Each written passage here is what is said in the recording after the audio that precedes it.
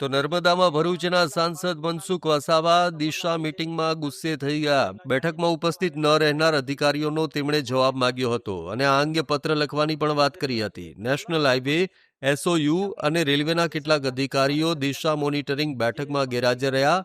સાંસદે પોતે સ્વીકાર્યું હતું કે સ્ટેચ્યુ ઓફ યુનિટી તરફ જવાના રસ્તા હાલમાં ખરાબ છે અને તેનું કારણ ઓવરલોડેડ વાહનો છે. તેમણે નેશનલ હાઈવેના અધિકારીઓની ગેરહાજરી અંગે કેન્દ્રીય મંત્રી નીતિન ગડકરીને રૂબરૂ જાણ કરવાની પણ વાત કરી હતી.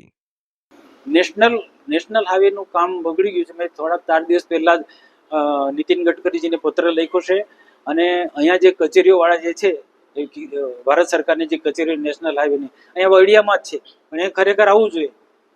એ આવતા નથી. અમે ચોક્કસ એનું હું રૂબરૂ નીતિન ગડકરી રૂબરૂ મળીને પણ ધ્યાન આપવાનું.